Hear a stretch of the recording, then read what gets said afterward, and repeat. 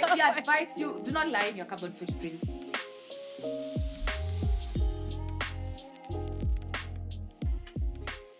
Hello and welcome back to the Envirohension podcast. It's a series on environment and climate change. With me here is Wangeshi and Bikoro. Okay, I'm gonna be introducing her today because this is how it went. So it's going to go like this. I'm Bikoro December. She's Wangeshi Karemi. So in this episode, you're gonna be talking about calculating your carbon footprint. Actually, we're going to calculate Bikoro's My carbon footprint. The information therein might or might not be true. Might. Because I might say that I don't have a car when really I do have a car. Okay, we advise you do not lie in your carbon footprint. We talked about carbon footprint last time, and we said it's just generally how your actions and your activities, what amount of carbon impact they have to the environment by the end of the day. And then we said you have to reduce this carbon impact. That is how you become an environmentally sustainable person. Yeah. So we said, how do you know your carbon footprint? And we said there are different online calculators. And today we will be using one by the Nature Conservancy. It's called Carbon Calculator. I don't know what I was expecting it to be called. It's a carbon calculator by the Nature Conservancy. There are so many calculators, yeah. Now, warning, and we are trying to fix this in an environmental in environmentation. Hopefully, one day we will have our own carbon calculator that is Kenyan based, Kenyan specific, and asks questions that are relevant to the Kenyan common East Africans. Yes, common wananchi. But as for now, we have to use the ones that have been created by other people. And an example of the one we're using today is the Nature Conservancy, and this one is for the United States. So some questions we might not be able to answer them per se, but we will tell you the relevance of answering these questions and how maybe you can come up with the answers for these questions. Because are you ready? Shoot.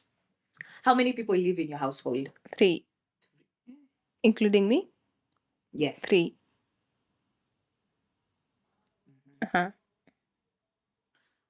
So 3. Now, what is the importance of understanding why? How many people live in a person's household? Well, we need to see how much the value of our emissions as a household. Yeah. You remember when you had the conversation on public transport and we said, if that Nganya produces 1,000 units of carbon in a mile, in that mile, if it has 50 people, the amount of carbon is reduced by, is divided by 50. Yeah. Roughly, like, that should be the concept of it all, so that everyone has their own personal carbon footprint. Yeah. All right, so I want to ask you how much you make in your house, but we're just going to go to the next one. How much what I make? The next question is on travel. And in this one, we ask, how do you get around? We are asking, if you use a diesel filled vehicle, tell us how many miles do you go per year. So how you can roughly calculate this is how many miles do you go per day, and then you think about the large times, the large travels. By large travels, I mean the times you traveled away from your daily destination. So if you go to work and that is 10 miles, you're going to tell us 10 miles to and fro, that's 20. Yeah. And you go to work 5 days in a week. So in a week, this is the amount you go for 100. Is it? Yeah. My mathematics doing it. Am I shaming myself in this podcast? So 100 miles. Yeah, 100, yeah. Yeah. So you can tell us it's 100 miles a week. And if you've had any travels that have gone outside your normal destination, we add on to that, and then you give us a rough estimate. Yeah. So do you use public transport? I do, and it's by choice. So you're telling us you have a vehicle? You don't? Do you have a car? Let's start there. No, I don't have a car. For the purposes of this, we'll be truthful. We will be truthful. Yeah, I know I do not have a car. I also don't have a car. Sorry. No, I am a sustainable. Okay. Yeah. Let's tell ourselves that. Yeah, let's tell ourselves that. Oh my God. So it's public transport. How many miles do you think you go for in a day? In a day. And just give us a rough estimate so we can have like a rough estimate. Let's do 15 kilometers. That's how many miles? So make that 30. 30? That is too much. What? In a week or in a Let's do 20 in a day, 20 kilometers in a day. 20 kilometers in a day? Mm-hmm. So 20 in a day. 20 kilometers is a lot though. It's a lot. It's not that much, especially if it's to and fro and you're taking different forms of public transport. Let's do 15. 15 makes sense. So that's about 20 kilometers is about 12 miles. Mm-hmm. So we do 15. Okay. That is about 9 miles a day. 9 miles a day. So 9 miles a day, and you travel how many days? Does this include the weekend? Let that account for 6 days. Mm-hmm. Yeah, 6 days in a week. So Mm-hmm. that's 12 times 6 And how many weeks? in a year. How many weeks are there in a year? 52. Cameraman. Cameraman, our voice of reason. 52 weeks in a year. Yeah. So 2,800 miles in a year. Yes. So that's your miles in a year. So that is when you're just doing normal transportation. So let's add like 200 for when you have to go for road Outside, trips. yeah. Things like that. So 3,000 miles per year. Yeah. All right. The next chapter is home, Mm-hmm. what you use within your house. You remember when we were talking about carbon footprint, we said even your furniture, that thing went round. Mm-hmm. Like even your furniture should be included when you're calculating your carbon footprint. But for this particular one, we will be using electricity. Mm-hmm. How many dollars do you spend on electricity? So let's start. Do you use natural gas? No, I don't use natural gas. How do you cook?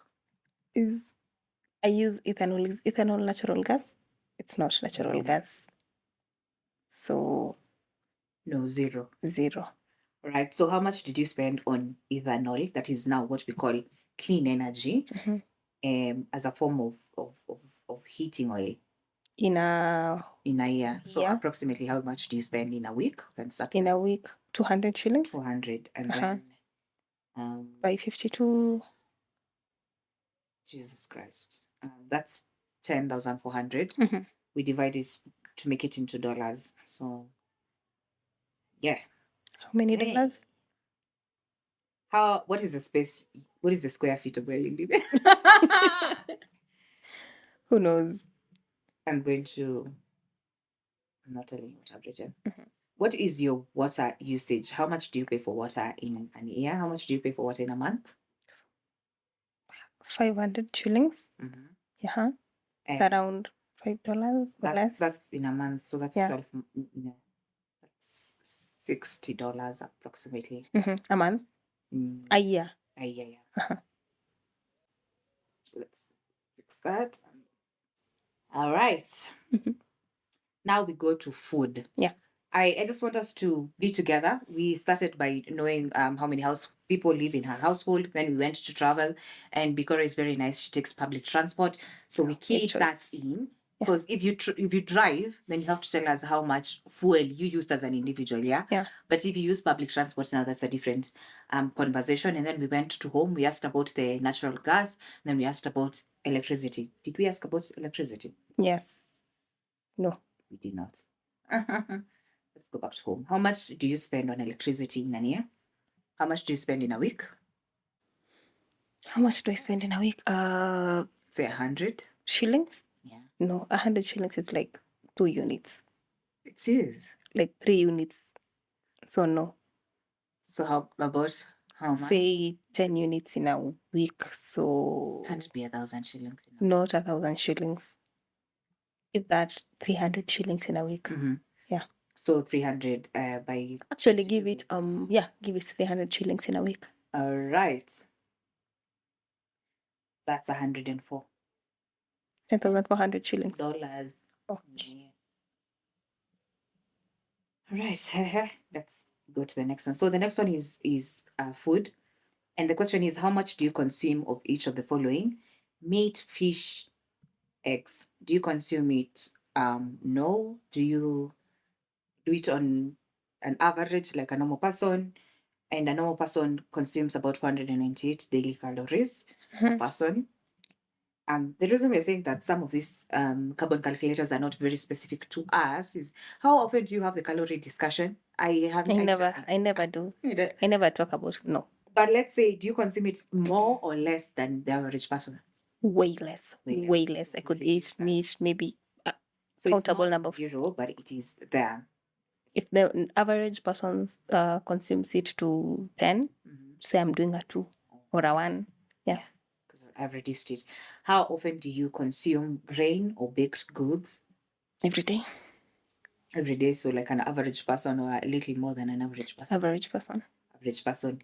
Dairy, how often do you consume dairy? Above or below average? Average. Really? Or slightly below average. Fruits and vegetables? Average. Snacks and drinks, etc.? Above average. Above average. This is me looking at you because I don't see the above average snacks, drinks. So above average. It's important to note that there is about 7 tons of CO2 produced when it comes to food. And that is important for us to note that when it comes to the conversation on diet, there's a lot of CO2 that is normally produced. There's a lot of emissions of CO2 that are produced in the diet sector. Our next conversation is going to be on shopping. And the question is, how much do you spend on goods? Do you think you spend about one averagely is $1,500 in a month? This is too much. Too much. So significantly less. About how much? Do 2,000 Kenya shillings. That's $20. We're still losing 100. About $20. And how much do you spend on services? Services? Hair services. How much you spend on other services that are not necessarily like just other services that are not supporting services in your homestead, cleaning, if you get someone to clean for you, just services. Yeah, okay, give it $5. Give it $5. Telling you, you'll have almost no, because we're using an average of a person in the United States, it's going to be like significantly low. I don't even think they have the option of $5. It's good. It's not working with me. All right. Okay. Do you want to know what your carbon footprint is? I do. You produce 29 tons of carbon per year. 29 tons? Yes, that is your total footprint. That's a lot. And that is way... 29 tons. It's not a lot. I started by saying the average person in the United States produces, was it 100? Let's see how you compare. Let's just see how you compare. 29 tons. Just 29 tons. So, and that is way better, 50% better than average. The average person produces? People like you produce about 58 tons of carbon per year with households 58, like how about 29? 58. You say 29. Yours is 29 Mine tons is 29 of carbon per year. And then like people like you who live in a household like yours, have electricity, things like yours, produce about 58 tons of carbon per year. Okay. Yeah. That doesn't make me feel better. You don't want to be producing any carbon? Is that possible? When we talk about carbon production, we've not calculated how much carbon you reduce through your emission reduction activities. We've not talked about them. Of course, the carbon footprint would significantly reduce if you paid less for electricity, if you paid less for services, if you spent less on your shopping, if you spent less on things like that. It would reduce significantly if you spent less on transport and your miles were lesser. It would significantly reduce. But as for now, I would argue that is a pretty good carbon footprint. But you also have to remember the question of environmental economics. Are you doing this because you can't afford to have your carbon footprint higher? Or am I doing this out of... Yeah, because out of the fact that you are into environmentalism and you're actually intentionally trying to reduce your carbon footprint. So are you asking me? Yes. The average carbon footprint for a person in the United States right now is 16 tons. 16? I'm producing 29. Why? Tell us. I'm 29 carbon in an year. Yes, that's 16 tons. That's the average for. That's the average. But that's because your 29 tons are for you and your household. And you remember your household has 3 people. Yeah. So if you were to divide 29, divide by 3. 3. Yeah. 9. It's 9 tons. It's 9. 9, yeah. It's almost 10. It's almost 10 units. So you significantly produce below average, because I'm telling you, households just like yours, where there are 3, we produce about 58 tons of carbon. Yeah, so that's good. Yeah. Oh my God, that has been an episode and a half. So we have calculated Bikoro's carbon footprint, and it is a very, very, very, very rough estimate. For many reasons. Number one, we were using the imperial system, so converting miles from kilometers and all of that. Number two, there's also the aspect of we have not included your carbon emission reduction activities.